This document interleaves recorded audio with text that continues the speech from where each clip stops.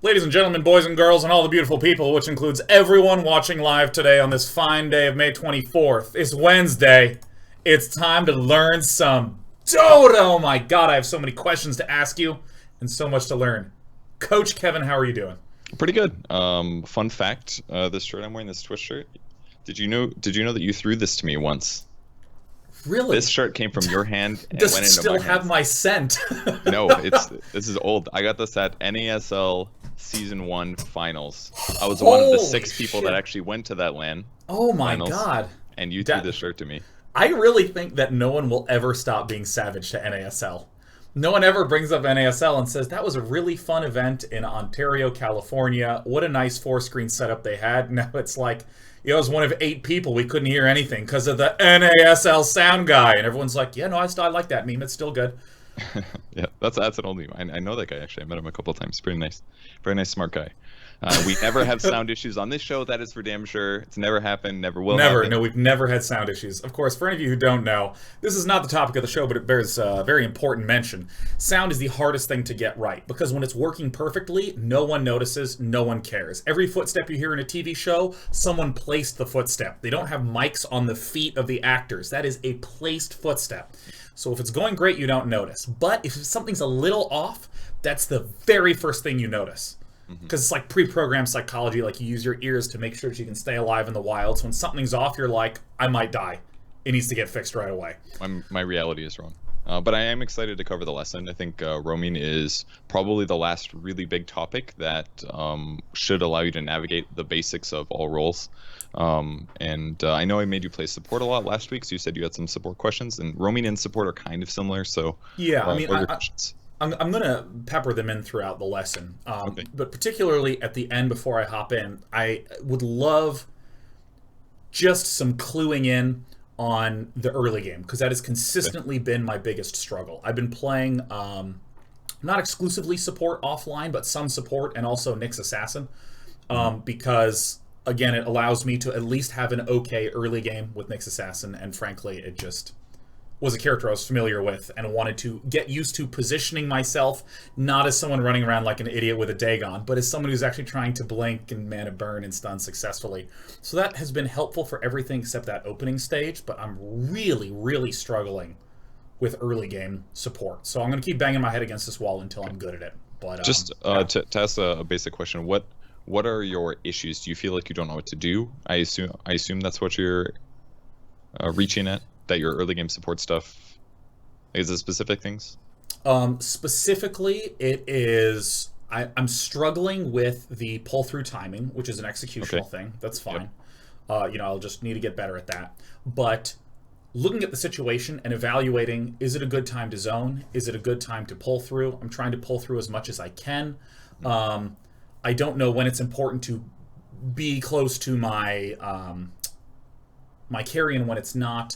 I struggle to adapt to solo versus dual lane. Solo, I think I'm okay at zoning a solo offlaner and then marching away, but when you're zoning a solo offlaner, your experience is often so low, I get self-conscious, like maybe I'm doing something incorrect. Yeah. And it's been really helpful in the times when you've looked at my mid and late game and said, no, you were doing just fine with Lion in mid and late game. And I would go, oh really? I thought I was doing terrible in mid and late game. Same thing with early game. I just don't have a good barometer. It's very easy for me to get barometers with the other roles. For instance, if I'm mid, I can say how many last hits am I getting, how many last hits am I denying. Let me compare our gold of me versus the other mid player. I can kind of do that on my own. But when for instance, I've been playing some Bane games recently, not too many, but I don't know if I'm doing horribly or doing just fine for where I'm supposed to be at. And it's very hard for me to look at the game and say, what are the numbers I'm supposed to be looking for? Yep. What are benchmarks I'm supposed to hit at what time? You hit 4 pull-throughs by 6 minutes. That's an amazing number. Or that number doesn't matter at all. You need the number to be low on the offlaner. I don't have numbers that I can use to say if I'm doing stuff right or wrong. And I think we'll cover some of that this episode. I would say the quick solution is that every game is different, so it's kind of hard to have numbers. It's more of like game feeling, like, I think I did a good job zoning the offlaner. I'm behind, but I can catch that up in various ways. And to rephrase slightly, it's not that I think that I need numbers. It's that numbers are an example of something that lets me say I did good or bad right here.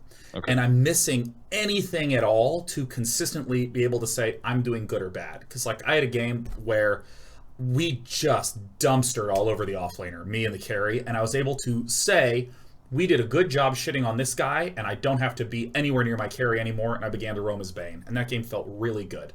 Gotcha. And the next game, I messed up some pull-throughs. I had to sit by my carry a little bit more. And I wasn't sure if I was a disaster, if that was normal. I didn't have a barometer there. So a barometer is what I seek. I need you to tell me if the mercury is going up or down. You know what I mean? Okay, we can do our best. This episode's mostly going to be about decision making, things you can do as a roaming hero, and when to make a decision between what thing you do. Because the way that roaming is defined is that you are trying to impact the map and the game in a net positive way without requiring too many resources off the map. Was the sentence I wrote for that. So what that basically means is a roaming hero doesn't take last hits from a creep wave. You don't really pull. You're basically the guy that's like, I'm going to go places and try to do something effective. So it isn't necessarily... The barometer for roaming is very difficult because it's hard to understand if you are impacting lanes well or if you've done a good job. But like you said, if you get a lot of kills, it's really obvious. If you hit 6 fast, it's obvious. But that's not always going to be the case. So this is going to require some confident knowledge of how effective you've been and a good understanding of how to transition that. Because if you don't do that, then your roaming is going to be like, well, I'm level 4 at 20 minutes. Or, I mean, that should literally never happen, but ever. Queue up your tomes, baby. The latest you should ever get 6 is like 14, 15 minutes, no matter what.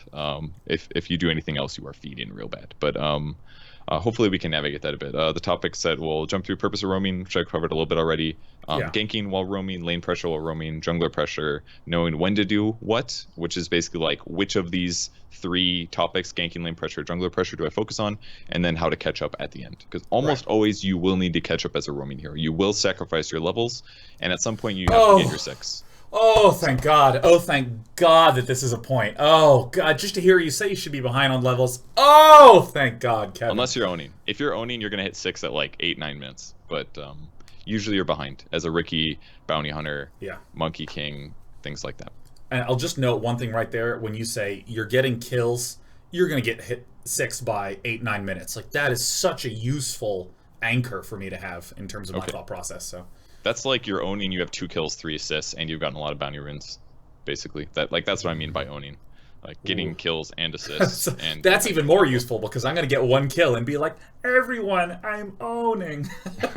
one is good. You need to participate in like 4 or 5 kills before 10, I would say. Okay. To be truly owning. God, third set of good. At 4 or 5 kills, I'm at 10. Kevin! Oh, that's incredible. Okay, so the ultimate, the most important thing to remember as a roaming hero is that imagine gold advantage. If your opponents collect 70 gold, they have 70 gold advantage over you. If you collect 70 gold, you get 70 closer to offsetting that. But if they're about to get a last hit and you steal that from them, you have a swing of 140 gold. So rather than them gaining 70, they don't gain that 70, and your team gains 70, which is a 140 gold swing. So if you steal resources from your opponent, it's a big advantage. So this is the base concept of roaming that you have to keep in mind. If you take a bounty rune right before they take it, huge swing. If you steal a last hit on a neutral right before they last hit it, huge swing. If you split experience with them when they jungle, for example, that's a really big swing. So this is the purpose of roaming, is limiting their resource advantage and giving your team a little bit more. Or to spend your seconds for their seconds. If you spend 10 seconds making them have to focus on you for 10 seconds, and that's their carry or their mid, then those heroes aren't doing the better thing that they should be doing as the carry or mid, which is taking good resources. Since you don't have access to resources, is always a good trade for you as a roamer. So that's basically how you should look at the game. Spending your time for theirs, but their hero is more important than yours. Therefore, you're doing a beneficial thing for the overall game impact. Okay. Yeah. So in other words, this is different than if I was, say, playing mid, and really the question is, am I ahead or behind gold in an absolute sense compared to my opponent?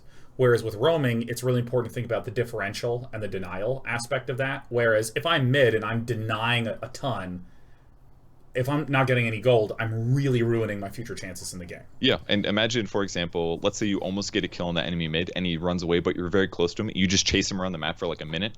That's actually not very beneficial, because if you get that guy low, but you're just one right click away from him, but you never catch up, or it takes you 40 seconds to get the kill, you could have just let him leave the lane, walk all the way back to base, come back and TP, whereas you could just sit in the lane getting last hits. That's not a good trade for you to spend your time against his time, because you're equivalent heroes.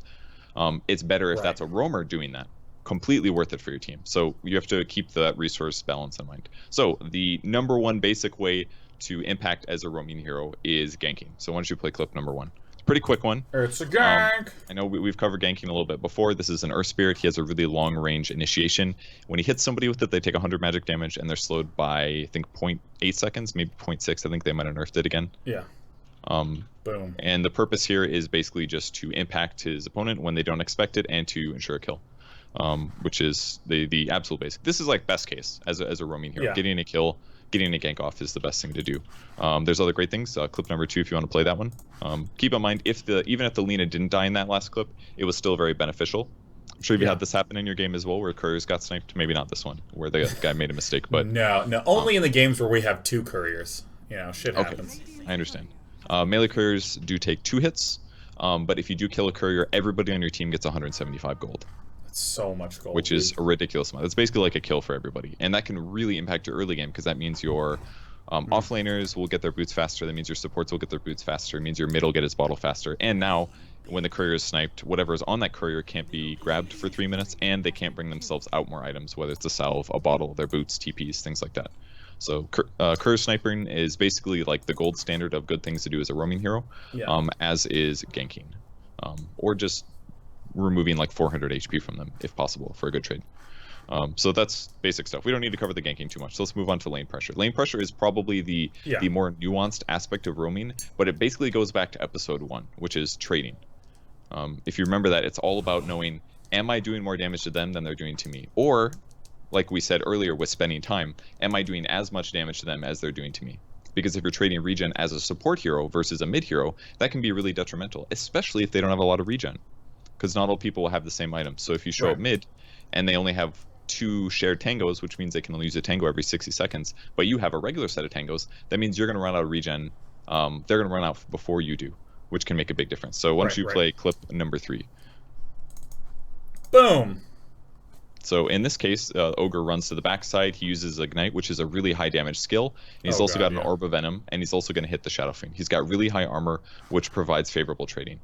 Got a bounty hunter here. See that again. So this is just the idea of, this is 2 or 3 sets of free damage on this character, and if Ogre Magoo leaves at this point, we would still identify this as a successful trade, because he has burned through so much health of Shadow Fiend. And even though there was not a kill, this just sucks for Shadow Fiend, especially against Death Prophet, who has all her burst and ghosty bullshit. Yeah, exactly. Because now if he wants to keep laning this, he's got lower max HP than the Death Prophet does, which means she might just solo kill him. Or maybe he gets delayed to get until he gets bottle and he has to go back to Fountain multiple times. Or maybe Ogre comes back and gets a kill. So these kinds of rotations can really make a big impact here.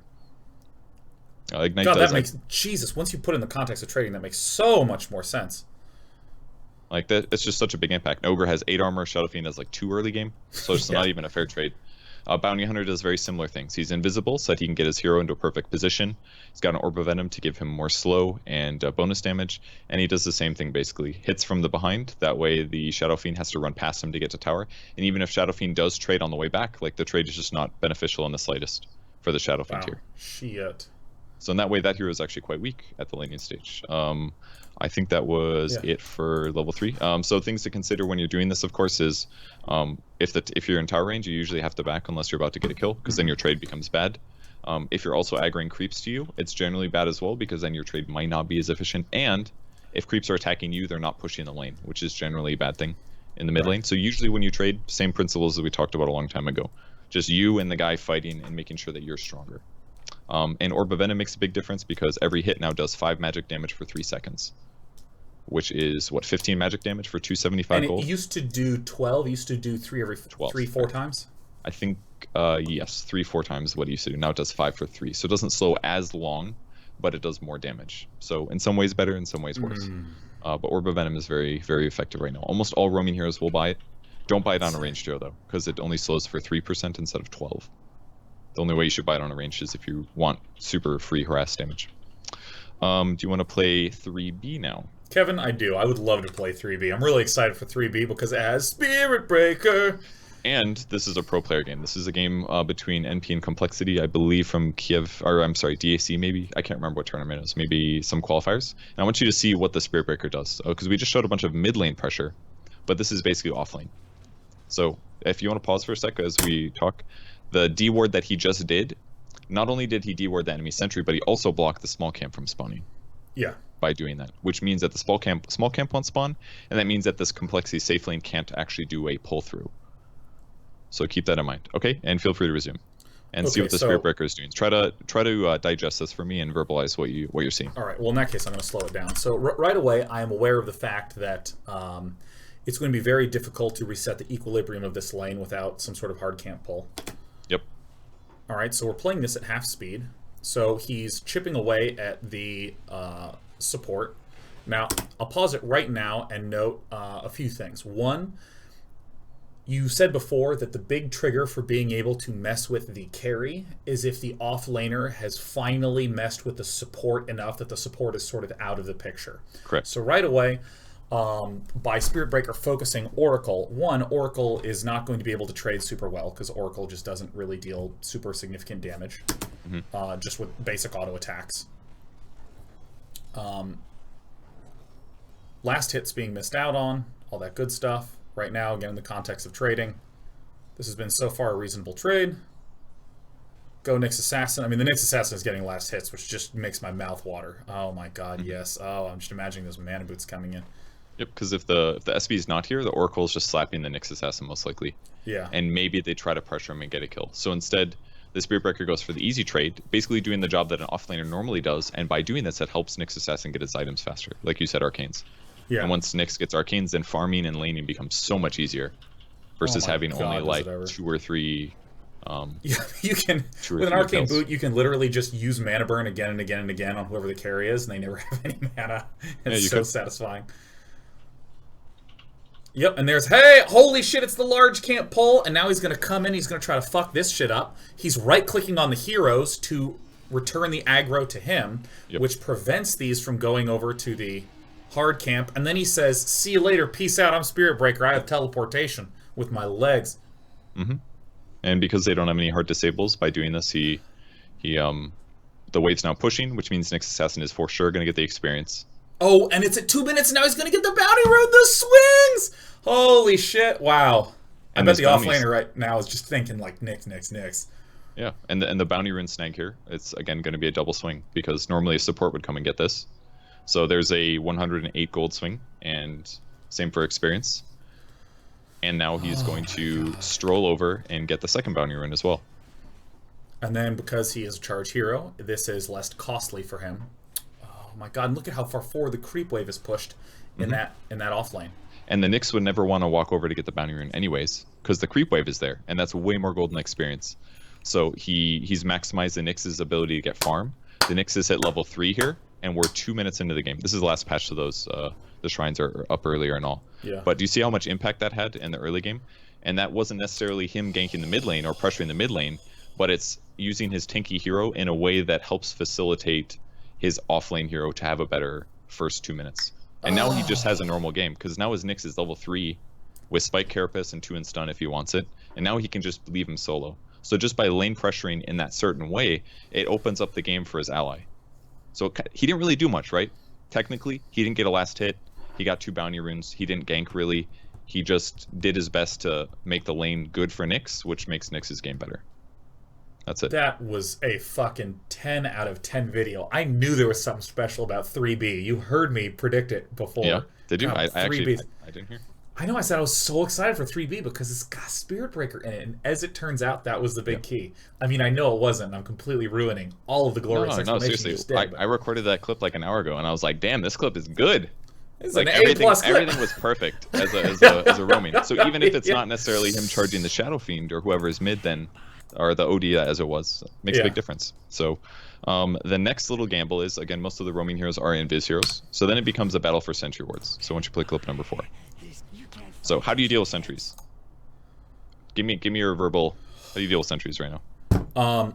I gotta tell you, Okay. I have been actively trying to figure out how to deal with them the last 2 weeks, and the answer is I have no fucking clue at all. And I can walk through what my problems are. First Speaking as an invis hero, right? Like when you play Nyx or something like that? Yes, yeah. Okay.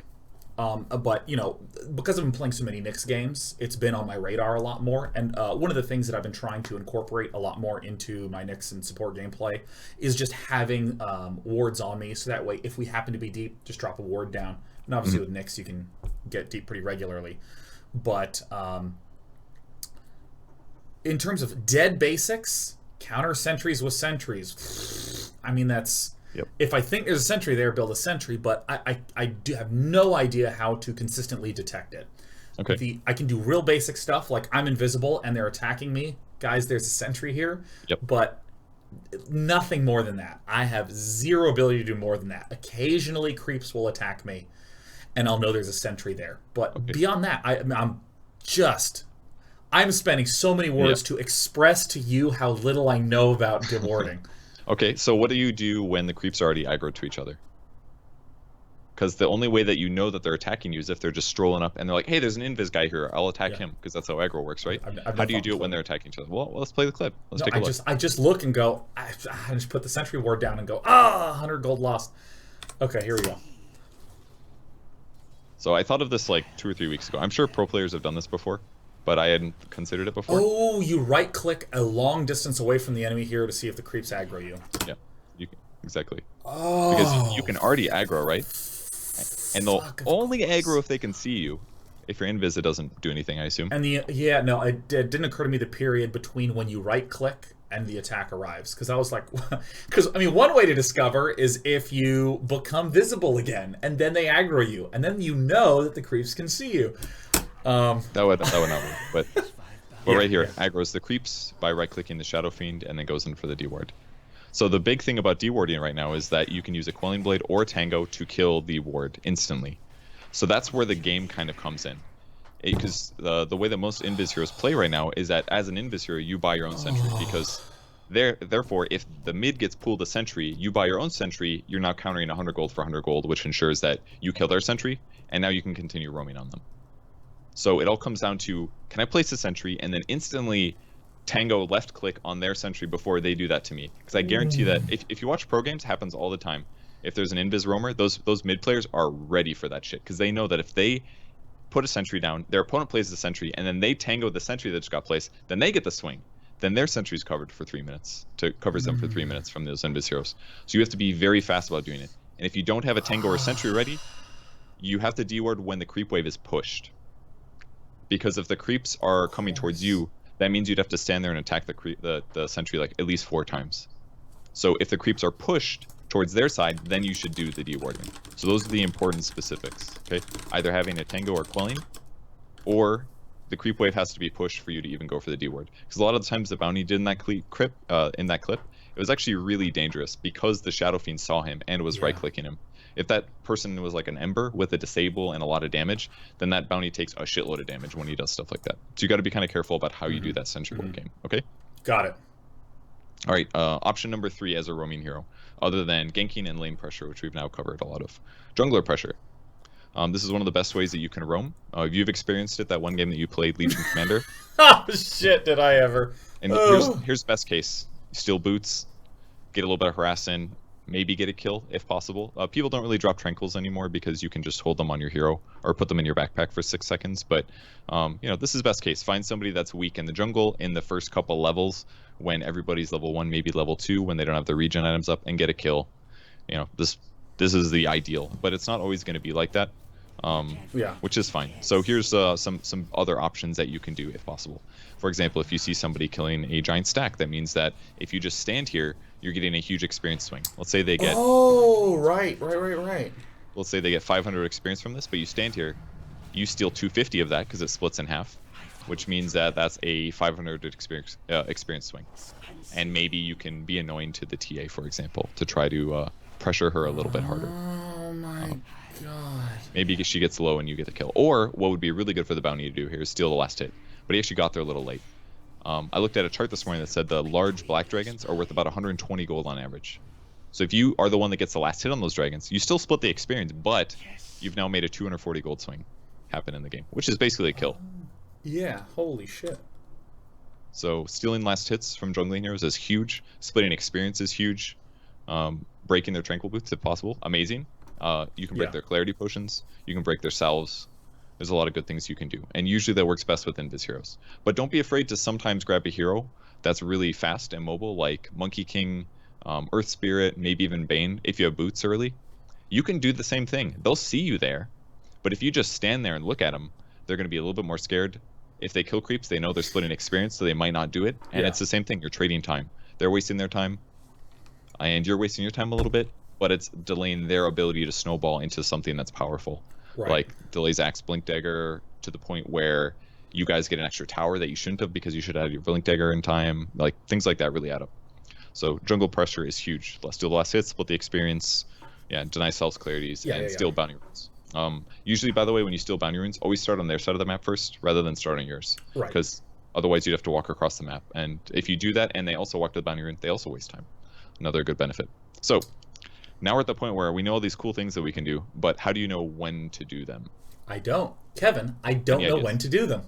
Okay, let me think through this. Okay, so the choices were the courier stealing, courier killing, ganking, and doing this sort of experience harass type stuff. So I would say that ganking is the one that I have the most comfort with, which is if there is a lane that is pushed in or is struggling, I can immediately go over there because my enemy is farther away from his own tower, increasing the opportunity for a gank.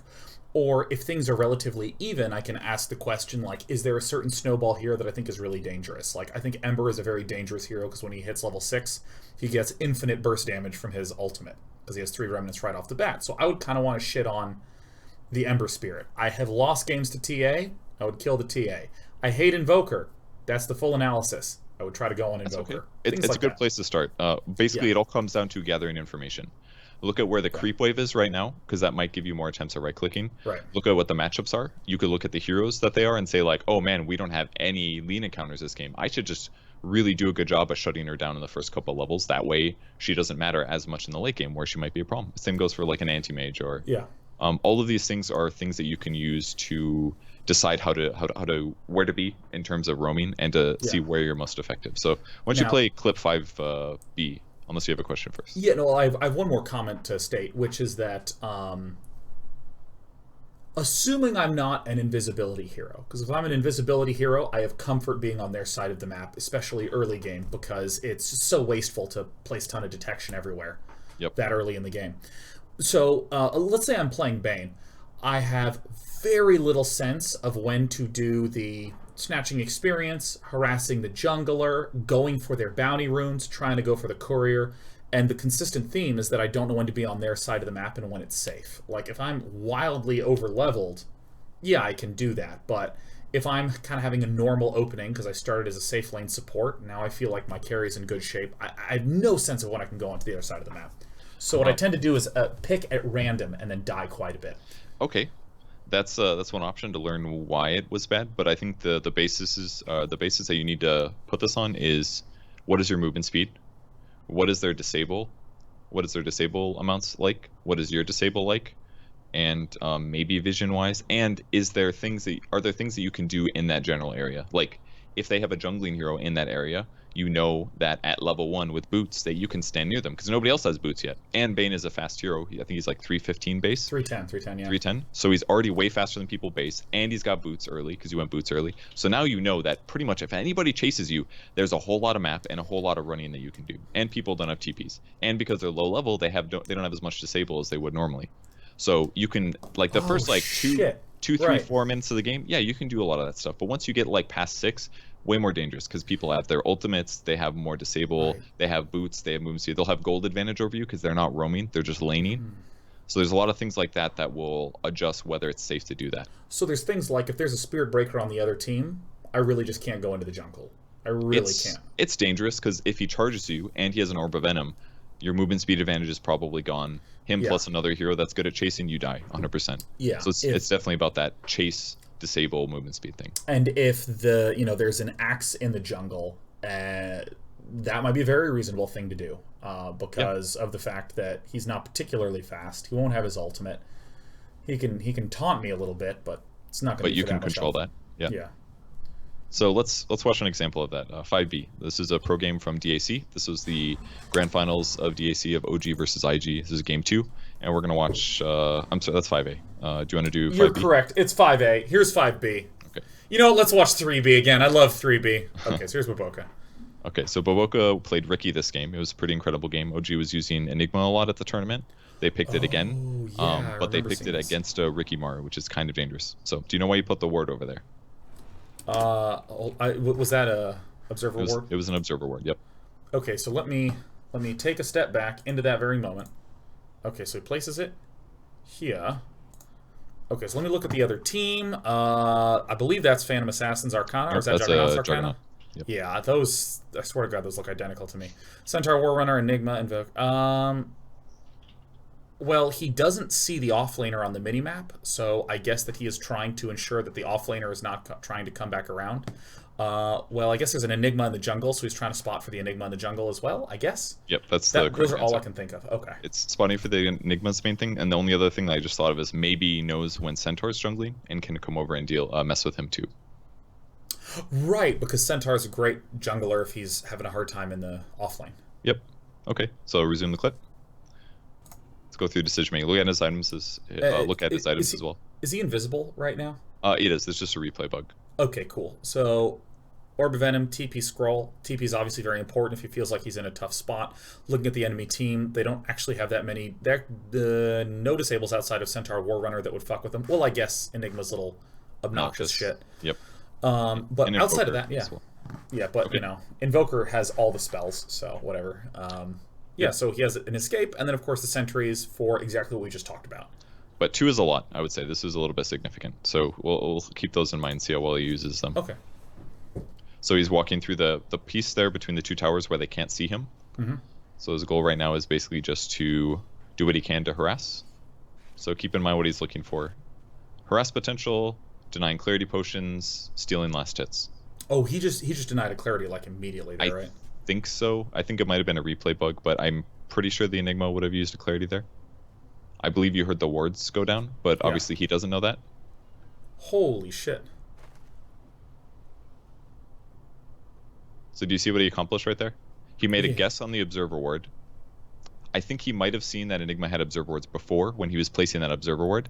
So he knew Enigma had an observer ward down there. He saw that he still had them, I believe, when he was harassing him. So because Enigma ran to the right, he made a guess that the ward would be on the cliff. And because he killed the enemy observer ward instantly, that meant that Jerax no longer had vision on the high ground, so he couldn't use his Tango to kill the sentry on the cliff. And then Baboka also was able to kill the sentry in addition. So he uses 1 sentry, kills an observer ward, and he also gets the other sentry, which means now he can stand here no matter what. Clarity's used. He's playing a little safe, just watching him a little bit. Takes some damage from creeps. Denies it. And sentry's gone, or the clarity's gone. Holy shit, that makes so much sense. So he harasses the Enigma. He sees that the Enigma runs to the right, which would be a weird move to do because that's farther away from all the towers and farther away from the set of creep camps you would want to go to, which would only make sense if there was a sentry ward there. Yep. There was another cool thing that actually happened, I think. Do you want to go back in the clip to the point after he killed the wards? Yeah, right here. So after he killed the wards, let's watch Enigma's movement. So usually what happens when you're against an invis hero, what you do is you change jungles. You're like, screw this. He's harassing me here. He's got a sentry ward. I'm going to go to the other jungle. So what Jerax is doing right now is I think he's feinting that he's going to that direction. Oh, and of course we see the Ricky moving up to meet. Exactly. But they also had the observer ward, which meant that he knew for sure that Enigma did not go there. So fuck, of course. Of course. He plants the ward down there initially because if he knows if he's harassing Enigma enough, he can either stay exactly where he is and continue to harass, or we'll be able to preemptively see him moving, because this isn't vision of the jungle, this is vision of the entrance to the jungle, so we'll get it as early as possible. Holy shit, I will not be able to use this knowledge, Kevin. Oh my god, I look forward to taking all this brilliance and then spending time in a few weeks learning Riki and then utilizing it in a mediocre fashion. But the important thing to remember is that we're already like five levels deep, right? Like if this was a low level pub game, what would happen is the Riki would get the Enigma down to like 20% HP, maybe kill him, you know? The Enigma wouldn't even have a sentry, so Riki would just easily harass, maybe kill the guy. But both players know what they should and shouldn't be doing, what the pitfalls are, and they do their best to avoid them. And Baboka is just a little bit ahead. God. So same kind of stuff here. Waiting for last hits, trying to sap experience. He's looking at the Eidolons, maybe he tries to kill them. But, you know, he's stealing experience this whole time. And we're almost 2 minutes in, he's not even level 2. But he's still doing an amazing job. That feels so good to understand that. Holy shit, man. Denies the Eidolon. And now, what time is it? It's bounty rune time. Oh. Nix. Walks there a little ahead of time. Ship it. Oh my god, snatch that money up. Oh. And I think he saw that the Enigma dewarded the ward, so he used a sentry to kill the Observe ward. Which I think might have been Jerax's intuition based on the fact that the Riki did not get juked, perhaps, maybe, or maybe he was just guessing. Because that's a pretty common place to ward against a jungling hero. See how Baboka reacts. Alright, there's a tell, right? Yeah, so Baboka was running over that way in order to be able to both harass and ward. Did you see that he got attacked instantly? Yeah. So attacked instantly, which means his opponent has a sentry ward. He puts on the cliff because it might have been on the cliff. And it happened to be within range of the low ground, which means that he denies the other sentry. So Jerax has now spent 200 gold in sentries, or at least somebody on his team has. And the Observe ward got denied. He did get one Observe ward back in response, but unfortunately Baboka pulls up the score screen so rapidly that we can't see what level Jerax is. Unless you want to try some pause magic here. Oh, are you kidding me? Watch this. I'll do slow-mo pause magic, right? We're going to go to 0.2 speed. We're going to rewind it just a bit. Boom! That's pretty easy. Okay, so Enigma's level 2 at almost 3 minutes. Holy shit, that's bad. And I think in this patch, if you were free farm and nobody was there, you could hit level 6 at about 4.5 to 5 minutes. Level 6. Yeah, I mean, I've been against Jungle Enigma that just comes in and black holes me in mid, and I'm like, wait a goddamn minute. I thought that hacks were off in this game.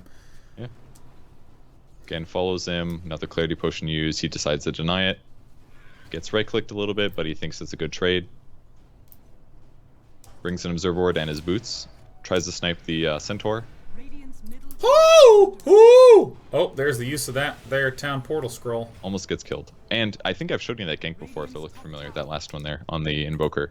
But do you see what he accomplished? That was like 3.5 minutes of the game. Yeah. He was only level 2, but he completely screwed over the Enigma. Resources spent, last hits gotten. I mean, he didn't steal any last hits, but sapped a lot of experience and just made Enigma's life harder. And because of that, Enigma didn't get his items on the same tempo and didn't really accelerate in the same way, and IG easily won that game.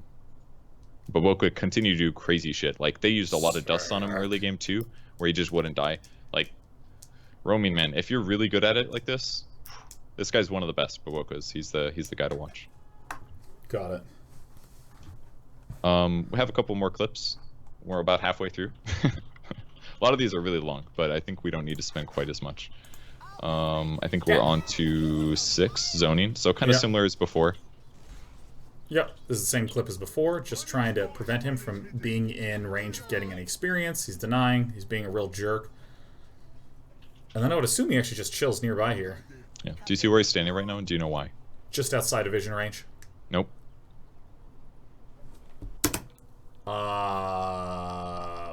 Really? He's in vision range? No, it's not about vision. I assume blocking the path to the rune, maybe? Blocking range for... I have no idea. Kevin. Okay. Purpose is wants to stand out of the way of the creeps when they come so they don't aggro. But that's more secondary to being out of experience range of the creeps dying mid. And this is one mistake that a lot of pub players do, is they'll go mid and roam. Okay, sure. But they'll just split the experience with the mid. And then if you don't kill the enemy mid will get more levels, which adds up and could be problematic. Would have completely forgotten about that, and it makes complete sense as someone who is a mid laner. So let me know if there's any mistakes here. I mean, receiving aggro on that is a huge one because, and also went too soon, I would say. I would agree. Which is basically the same thing, right? Went too soon, therefore aggro the range creep. Accepting damage throughout all this, and now, as a result of this retreat angle, because the creep is there, he kind of has to retreat back in the direction of mid. He can't retreat back up to the same position that he was retreating to, therefore he is probably splitting a lot of experience. Yeah, a little bit. I think he could have killed the Shadow Fiend there, if you want to go back like 5 or 6 seconds. So after the range creep got aggroed to him, he shouldn't have a Stout Shield technically. I think that should be a Windlace ideally. But it did damage block a lot from the range creep, I'm sure. I mean, either way, he's taking like nothing here, right? He's got 8 armor. Got like... He's fucking invincible. Yeah. What the... Oh, dude, I love Ogre Magoo. He's so good. But he's really, really slow right now. And you can really see it. I think Shadow Fiend's only like, what, 305 or something? I think you could have killed him right there. If he hit him again, and maybe went for a second hit, he might have killed him. But maybe not. That was definitely the safe play to do it the way he did. So, Sweet. Lane pressure, zoning, all that good stuff. Let's hop on the next one really quick. Oh, so there's gankers? Yes, gankers. So there's basically 2 kinds of roamers, right? We've covered a lot of the lane pressure ones, the experienced sappers, but there's also the ganking type, and Pudge probably falls in that. Do you know why? What's different about Pudge as a roaming hero than Ogre, for example? So, the hook. Well, I would say the biggest difference conceptually outside of a meme would be the fact that he can displace the enemy hero, whereas Ogre Magoo kind of needs to wait for particular opportunities. Okay. But also, Pudge is much less reliable, I would say, than Ogre Magi because you actually have to land the hook. Mm-hmm. That would be my answer. Think about it from a trading perspective. What's different between Pudge and Ogre? From a trading perspective. Ogre's got 2 heads. He's got more regen base. And he's got 7 more armor. Oh shit, I didn't realize how shitty Pudge's armor was. I mean, part of me wanted to say that Pudge doesn't really do trading. It's very binary. It's either he hooks or he doesn't. Yep. He doesn't trade because he has no armor. They both have very high starting HP, so they're similar in that way, and their base damage is probably pretty similar. But Ogre is way better at trading because he has way more armor and he has more regen. So that's why Pudge is not actually good at zoning heroes. He's good at zoning heroes with the threat of a gank, basically. And he's also got a permanent slow because Rot doesn't turn off. So that means as long as he's chasing you, he slows you for 30%, which is a ridiculous amount of slow. There's almost no other hero that's as good at chasing long distances at level 1 as Pudge. There's probably none, because it never runs out. The only way to stop it is to kill Pudge or make him leave. So that's why Pudge is a slightly different roaming hero. He's literally all about ganking. He's like one of the few roaming heroes that don't do that.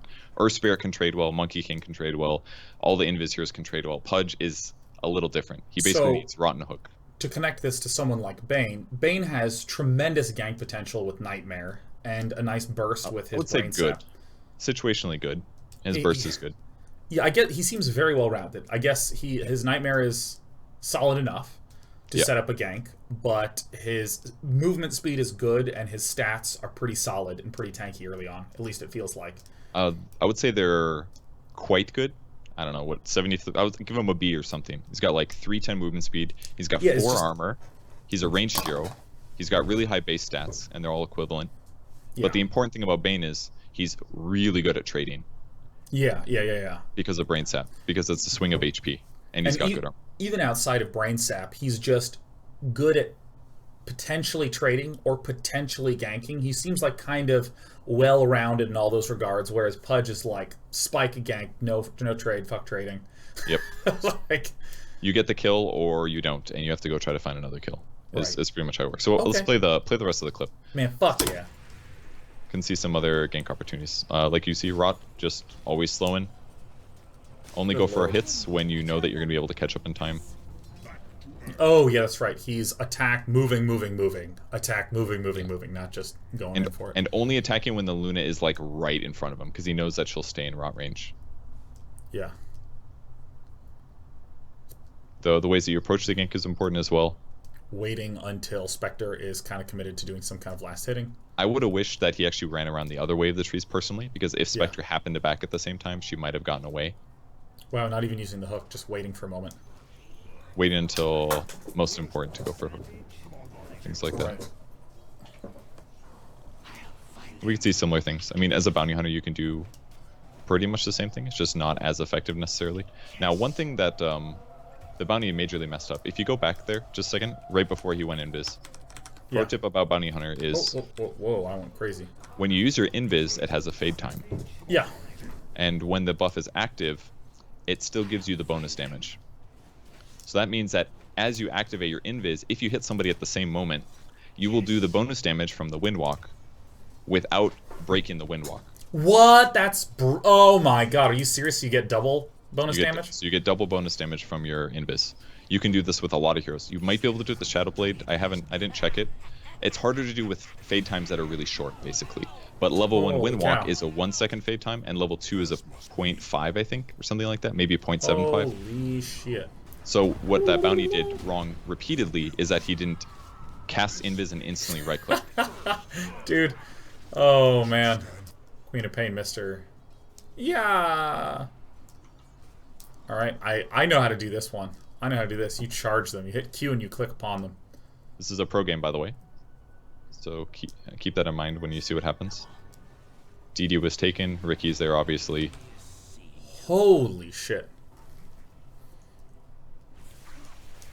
God, that was instantaneous. Yep. Runes don't disappear, man.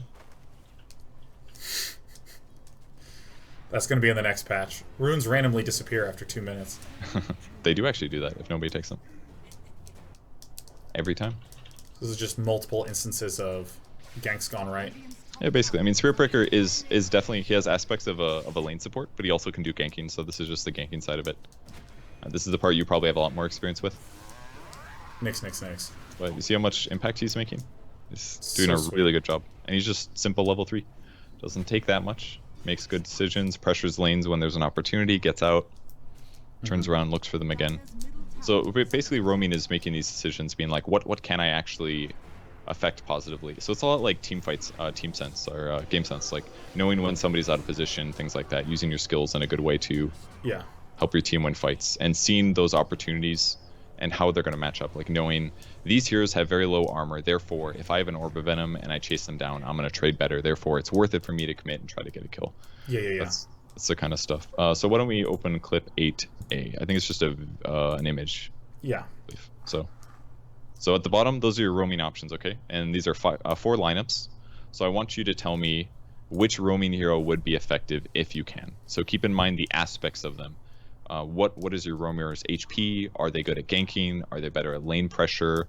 What about the heroes you're playing against? There's an OD there. Mostly look at position 2, I feel, because that's the lane that's usually going to be a 1v1. Maybe the off lanes as well. Like, look at which heroes you can abuse, essentially. And think, like, what pieces of my roamers would be effective against those heroes. And if you have questions about any of the heroes, let me know. Okay, here we go. Who would be... Okay, so I think that so let me give just brief comments on the roaming heroes and where I don't feel like I have nuance. Like Ricky, I immediately know, Ricky and Bounty Hunter would both be great if there was a jungling hero. If Nature's Prophet was in the jungle, like in a position 4, Yep. I think it would be great. I have experienced the hell that is Nature's Prophet jungling against one of those heroes. And same with Axe. I haven't played Axe in jungle, but I would imagine that those would be very reasonable choices there. Yep. However, if I look at something like a Monkey King versus an Earth Spirit, both of them have these extremely long-range initiations, so it's hard for me to get a sense of what the subtlety might be between those. It definitely also depends on your allies as well. That's the only thing misleading about this chart, is you don't know what the matchups are. You don't know how much disable your team has. Right. So that definitely impacts. Like if you have a Lina, having a disable with an Earth Spirit or Monkey King is really beneficial, because then you guarantee that follow-up stun and blah, blah, blah. Okay, so let me do your best, basically, with what I gave you. Oh, okay. Let's just start with like draft 1, for example. Which heroes are exploitable, would you say? I think that Drow Ranger feels shitty early game. She is. So the ability to gank her with a Spirit Breaker sounds really nice. Not Or the biggest fan because she can gust you and stop your charge, but Pudge. it's not bad. Pudge could Yeah. work. I mean, Spirit Break is okay, honestly. I'm just nitpicking. But basically, they all work, I think, against Drow decently. I'd maybe Yeah. prefer the Invis ones because they can trade really well with her. Her armor is pretty bad early. Yeah. So, Outworld Devour is one that I really don't know how to evaluate the strengths and weaknesses, but I'm gonna try. The big thing to me about OD is that Astral Imprisonment is so good at shutting someone down for such a long time. He feels very slippery. Yep. And for that reason, I like Pudge or Spirit Breaker that has some sort of stun or Earth Spirit to be able to just lock him down for enough time that you'd be able to get in some damage with your mid laner, but I wouldn't expect to kill OD. Yeah, That would be my perfect. evaluation. Yeah. No fucking way! Are you kidding me? Oh yeah, for sure. Because Sick! if you gank him, he banishes you for 4 seconds. Yeah. And then you're not getting slows, you're not getting damage. So for a hero like Bounty or Ricky that are trying to trade with him with Orb of Venoms, it's just not going to work very well. Because worst case, he banishes one of you and walks away and resets. Whereas if you, like you said, if you hook him out of position, you can rot, which slows him. And even if he banishes you, you'll still rot him for like an extra second or two. And assuming your mid laner can help out, yeah, that'd be good. Okay, so... What about Lina? Okay, so for you got Lina... some experience. Yeah, I really get tilted about Pudge. It's so easy to just instantly die to Pudge because your health is so low. And a single hook can screw you up because you kind of have to... And that's a very slow thing. Yep. So if there's any support there, that's going to hurt quite a bit. What about the traders, like Lina or Bounty Ricky? I feel far more comfortable in that situation because the range is so long on almost all of my abilities. What if they're there at level 1?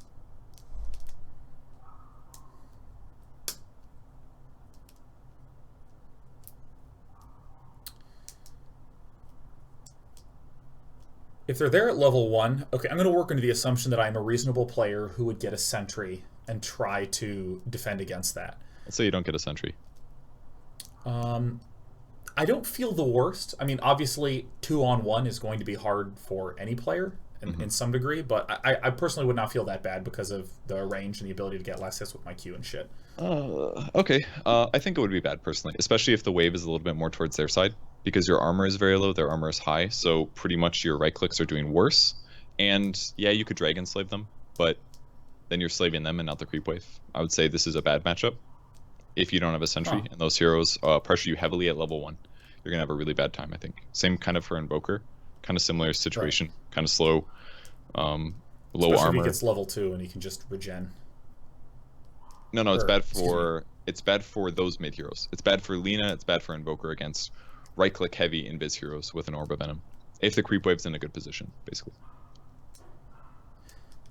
I just think you haven't experienced it, is the problem. Is that the players you're playing against aren't trading really effectively. There's that, and also I think I underlook at armor and base stats early on. Yeah. I mean, as someone, I just passed 500 games. I'm very excited. I think I'm at 508 or something like that. Congratulations. Yeah, no, I'm still a little fresh yuppie. I think that the things that stand out obviously are what the abilities are. And very rough things, like Lina's a bit squishy. Things like early game, Bounty Hunter and Ricky have better armor than Lina, is kind of off my radar. I'm just thinking about things like invisibility, melee versus range, things like that. But it sounds like the armor is actually far more significant than I'm weighting it in my mind. It's absolutely huge.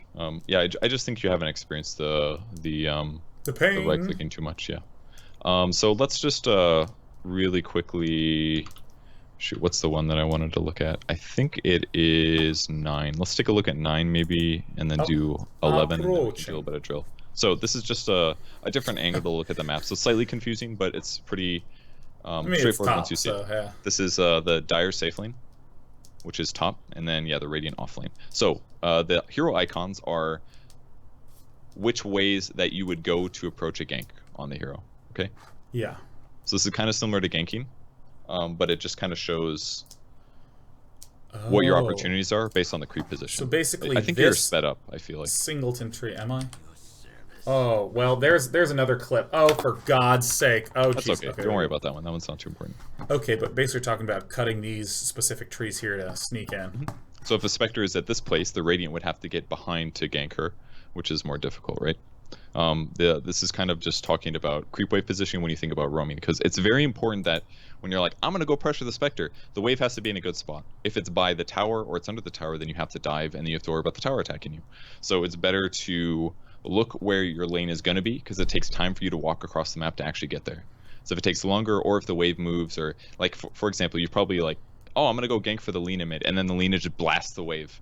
And then the enemy hero's like last hitting on their tower, and you're standing there like, well, this is now impossible, right? It's like impossible to get this kill. Yeah, yeah. So wave positioning is really big, because if you're a roamer and you're trying to spend your time efficiently and you cross the map, then and then they're under tower, then you're not going to get a kill probably, and then you wasted all your time walking there. So try to keep in mind what your opportunities are like and what your percentage of being effective in that gank or that lane pressure are going to be based on the lane positioning. And we have a couple more images as well. Yeah, sort of these are your danger angles, really, which is everywhere. Hey, I've done that before. That's a cool place to be.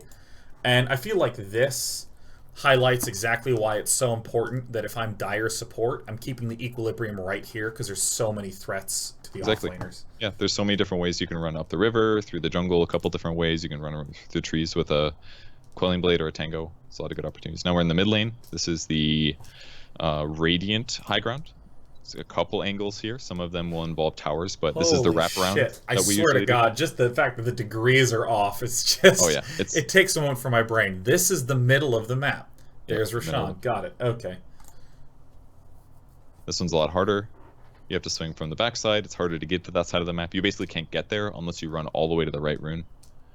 This green arrow on the right, you can approach that way, but the tower is always going to attack you on your approach, so it can be a good surprise. Good players will move their hero to positioning where they expect the gank to be. So if you do a surprising angle that they don't expect, you may be more vulnerable to the tower, but it'll get you your disable off because she'll be standing closer to that angle. There'll be lots of God, it's bottom rotated 90 yes. degrees. Now on the Radiant station. I mean, it makes sense because you actually get the desired width, but oh my God, my brain.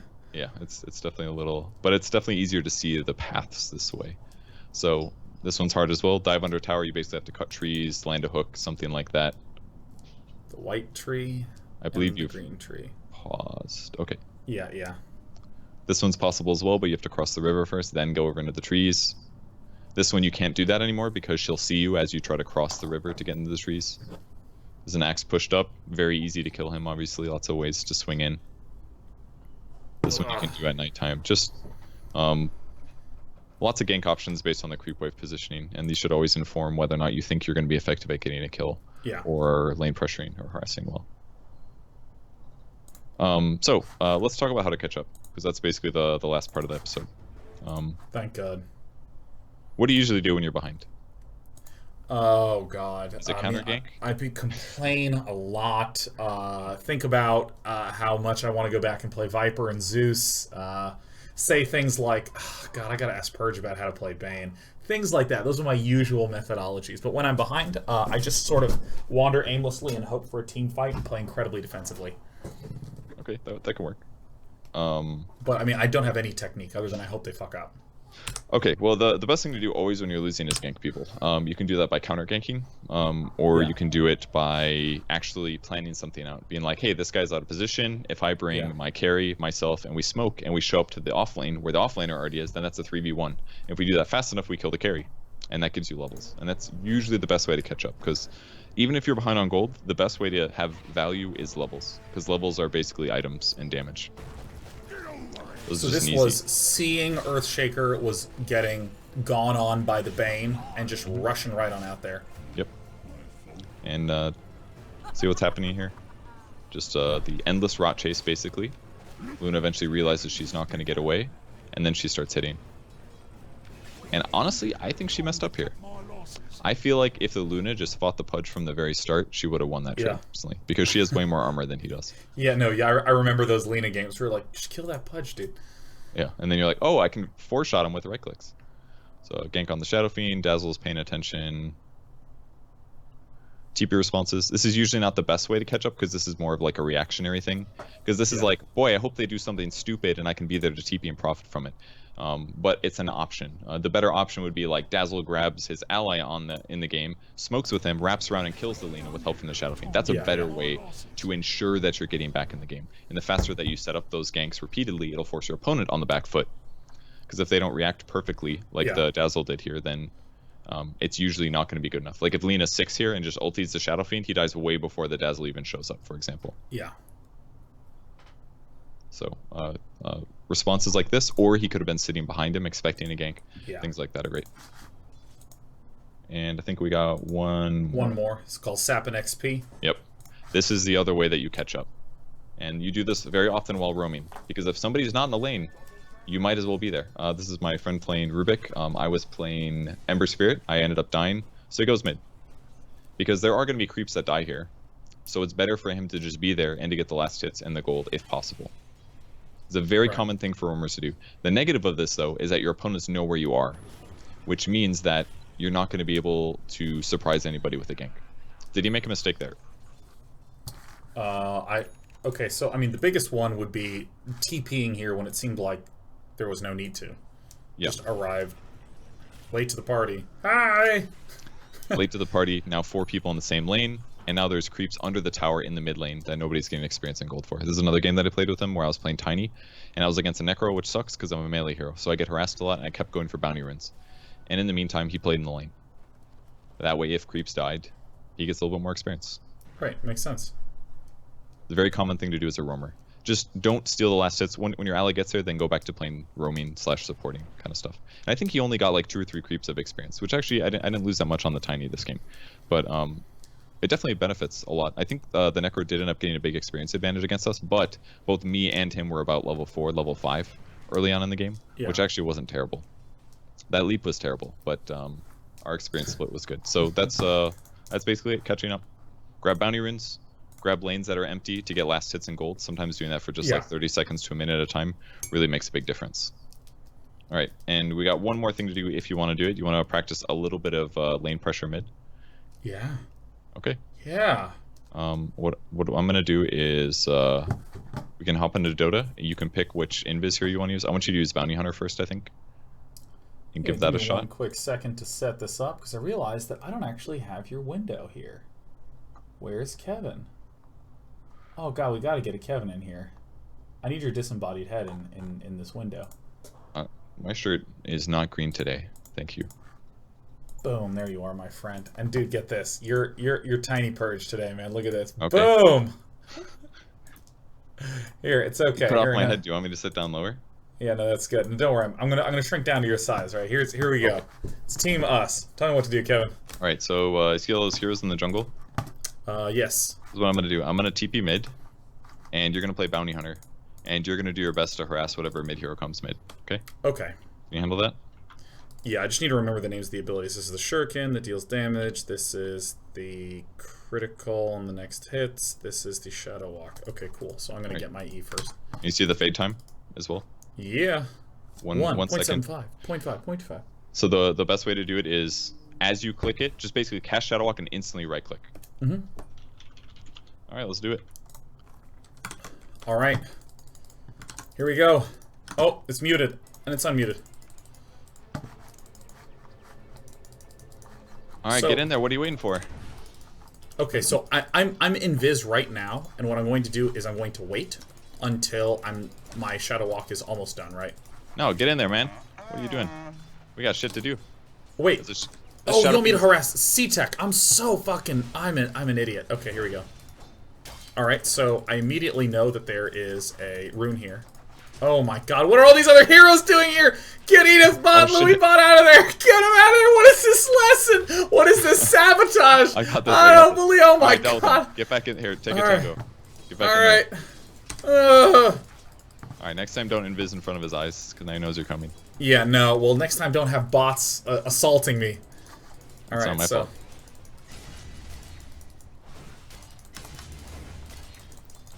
Oh my god, C-Tech. Should I just block you all the way home? Oh my god, Kevin, is this the lesson? I don't like this lesson. You're not very good at this so far. Do you want to... I don't know if you can respawn that. Grab a new hero. Grab a new all right, hero. where's Bounty Hunter? I got him. Oh, Hold on. okay. Oh shit, I have 12 tangos. All right, let me. I don't know if you can buy a TP or not. He's a All right, bot, so you probably can. Scroll this out. Buy a. It's not gonna work. God's You'd have sake, to hold buy it on. on Bane and transfer it to the. Yeah, no, I got it. I got it covered. All right, let me pick up my 12 tangos. Oh shit, I gotta drop these. Oh, I gotta pick this up. I'm Sean, changing this this. Shadow Fiend is getting last hits right now. I Can you know, hurry up, I know. please? I need to take this. All right, I'm coming in. X. Oh, for Yo, fuck's can you sake. just start your TP? My God. I know. It was a disaster. All right, he saw you. All right, so I should have been coming around from the backside, but why am I not attacking? Hey, we're doing it. Teamwork. All right, so I mean, I should just stand off to the side. Oh, can you get the bots out of here again?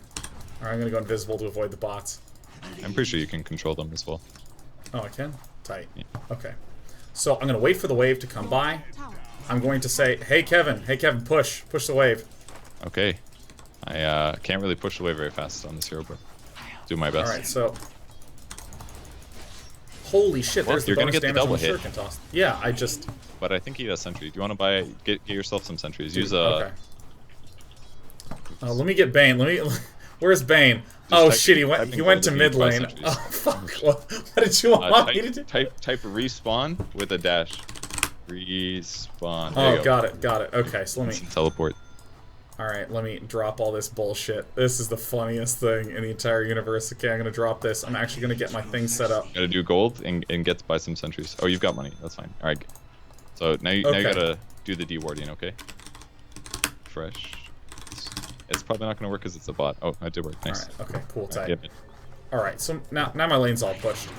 Yep. But that's fine because it's gonna come back. Let's go block it so that it's in a better place. I spawned in the base, dude. This is the literal worst or best thing that anyone has ever seen. Okay, here I come. Okay. And now I'm back. Okay, Check so for first, get invis. Check for sentries. okay, so I'm gonna do this, and I'm going to right-click him. All right, so I see that. So now I'm going to get ready to do that. Good. So now I'm going to walk all the way back. Sure.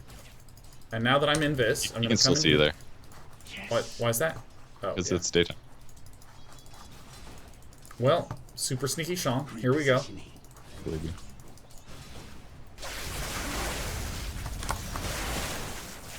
We're doing it, Sean.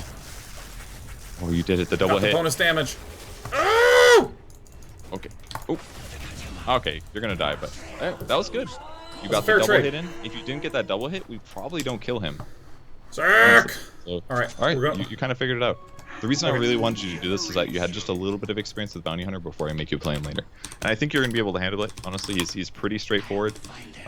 It's mostly about harassing, sentry playing, and like dewarding stuff, and eventually getting. Then you just track people and you get a bunch of gold for free. So it's pretty straightforward. So what do you Swear to keep God, doing? there's a bug where if I oh, I see what's going wrong. Okay, so Are you repressing your hotkey or something? if you tell Bounty Hunter to move before the TP's done, because this is a different setting, this is like a bot, not my controls. Like on my controls, I can right-click as I'm teleporting and it won't cancel it. So it just You have keeps- S to cancel. That makes sense. Okay, so this happens to me every time I play a new character. It just like deletes my courier settings. So I would just be here waiting, and then I would. Don't forget you can hold Alt to see the detection range. Yeah. Oh yeah, I spam the shit out of that. So I'm right-clicking him to see if anything starts on. I think this one might be a little on me. He also, oh, he has boots. That's why. Aha, joke's on him. Got no damage. So was that worth it? Yes. Okay, I see it now. Do you think that was So worth it? let me. Well, yeah, no, certainly, because I died, and But you also died Sheffy first, died. so he got experience and gold from you. it's probably evenish. I would agree. I think it's fine. Okay, cool. That's roaming. 5 enemies, 5 bounties. You want to go try Okay. it? Kevin, I want to go try it. Okay. Well, Rage okay, quit the server. so in terms of roaming, do you want me just to like go bounty hunter game after game after game today? You could. You can do a Spirit Breaker one first if you want to get a little comfortable before you begin. But I genuinely think that you can probably handle the bounty. It's not Slark by any means. and he's better at roaming than a hero like SB. SB is still kind of like straightforward, but maybe why don't you just do 1 SB first, just to get the comfort in, think about the roaming, because you already know how to play the hero pretty much perfectly, right? You know, I'm in the mood to fucking go for it. We're gonna do Bounty Hunter. Before I do, I just have a few questions. So, ladies and gentlemen, it's time for Sean's brain orienting time. This is something that's very important to me anytime I want to play a character. I'm gonna use Lena as an example. With Lena, suppose I sit down and start to play a game. I know things like I'm largely gonna use my Q in order to clear waves and harass early on. I'm not really gonna use my W to do that as much. You know, and that's just, I now know how to think of the abilities a little bit more. The idea of Yule's Scepter, stun, ult, Q. Very basic way in order to kill people. Staying far away because you're squishy. Like, these are really basic things that I kind of want plugged into my head. So I wonder if you can just tell me some of the really basic stuff. Like the idea of hitting out of invisibility, then hitting invisibility strike again, and then strike again. Those things, like, that was super useful. Hello, Tango, what a good boy. Okay. The double invis hit is a big one. You should start with, like, 1 Tango and 1 Clarity Potion, usually. That way you kind of, maybe even 2 Clarities, because Bounty's invis costs a lot of mana right now. Yeah. So those are your basics. Start Orb of Venom as well. Janata, your second skill, has a pretty long cooldown, but it's a good slow when it actually lands. So using that just to help ensure people are out of position longer is good. You should basically be playing around, keep a constant eye on what your invis cooldown is as well. Because if you've used invis and then 5 seconds later you break invis, then you can't go invis again for another like 10 seconds or something. So be very careful about your mana pools, and if you can re-invis afterwards. And then when you hit like level 6, you should just be trying to be there for every kill. And if somebody's about to die, cast track on that guy, because if that guy dies, you get an extra 150 gold. Is it anywhere on the map? Oh yeah, bonus gold for self. Jesus. Yeah, when that hero dies. And the heroes getting in the area getting a kill as well will also get a little bit of extra gold. So I know the basics of how track works. I didn't know the exact numbers. I didn't realize it was quite that much gold, but should I be conservative with track, or is it once I get to late game, whenever I see a person, track them? Whenever I see a person, track them. Yes. Is it only 1 track at a time? Yes. The only thing you should be worried about is number 1, revealing that you're invis, and therefore them killing you when you track. Because when you get tracked, you know the bounty's within track range, which is still pretty long range. But so be careful that they're not going to kill you when you track them, and also be careful about a Lotus Orb. Be careful about Lotus Orb. Can you stop bumping the mic? Because Lotus Orb, good boy. If they're Lotus Orbed and you track them, you will also track yourself, which is like the worst possible shit you can do. Seems fine. Seems fine to me. Because then they can see you when you go in biz, you know? And if there's a Rubik, try not to let the Rubik steal track. Those are maybe the only big things that I would point out. If they BKB after you track them, you have to retrack them again. Yeah. Stuff like that. In terms of... So I really should be trying to focus on one... Okay, so obviously in ganking circumstances, it's really obvious what to do. Track them. But if I am... if there's a team fight breaking out, do I just track whoever I think they're going to target first for the gold, and then retrack whoever I think they're going to target next for the gold? So let's say they're 5-man pushing a tower. As they're kind of slowly pushing, you want to track as many as possible as they're approaching without dying. Because that means you have perfect vision of them, and they don't have perfect vision of you, which gives you a team fight advantage. And when multiple heroes are tracked, if you toss your Shuriken, which is pretty short range, it will bounce to everybody that's tracked. I assume you've experienced that as well, where the Shuriken just bounces all over the place. You know what I mean? Yeah. Your first skill. I'm seeing a comment in the chat. Like, if I track one character, I can track another in 4 seconds, and I'll have 2 tracks, right? Correct. I'm sorry. I did not make that clear. You said 1 at a time, which I assumed meant like you can only place in a single instance at a time. Yeah. Yeah, you can track everybody. So I'm just going crazy. Limited by mana, basically. Lotus Orb, and I'm like a 12-year-old who just put a $20 bill in the token machine at an arcade, man. I'm just putting him in every game I see. Yeah, you're gambling. So with that said, Arcane Boots is almost always what you need for mana pool reasons. So go Arcanes.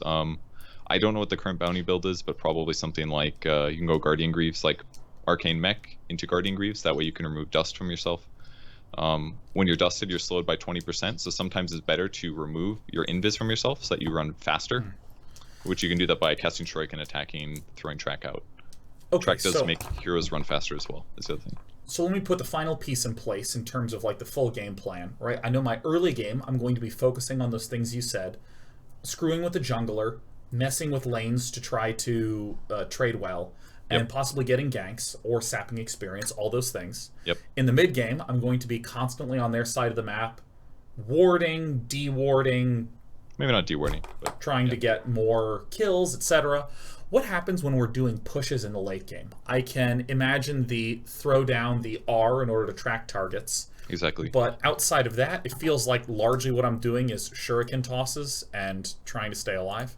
Yep. Interrupt TPs, sit on the back line to see where the heroes are, tracking the heroes that are about to die.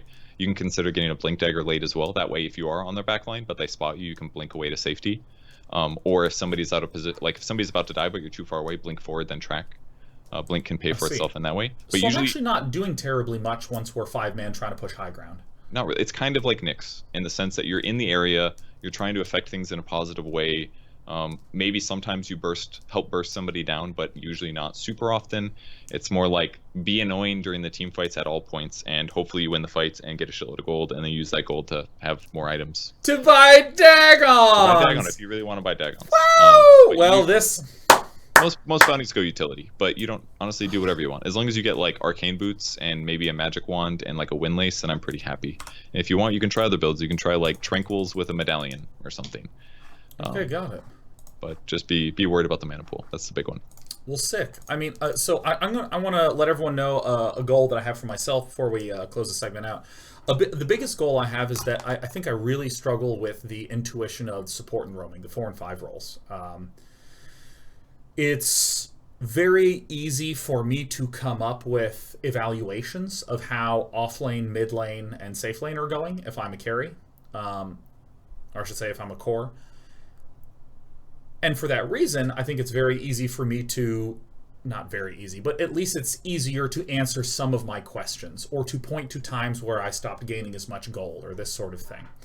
But with the supports, it all feels so you need to influence as many situations positively as you can. And I'm struggling to discern those, especially as I'm trying to learn support characters that I haven't played before. So I feel like I'm probably a little over 3,000 with core and probably more like 2,500 with support. If I was just playing the individual role or something like that. I would put your core a little higher than that, but because your MMR is always going to be about an average of all the heroes you play. And if you only played your best heroes, you'd probably go up by at least like 200, 300, 400 maybe. Yeah, I really want to keep banging my head against this wall. This is a big goal for me, is to learn and understand that. So I would love to do this roaming stuff because I think that it'll put me in a position late game where I'm actually, in a sense, like impotent compared to the rest of my team, right? I'm just like, track, keep up the great work, you know, and I think that is That's all it takes an sometimes. important thing to develop comfort with. Because I mean, my last Bane game, I was 2 and 15 and 16. And that was a miserable game.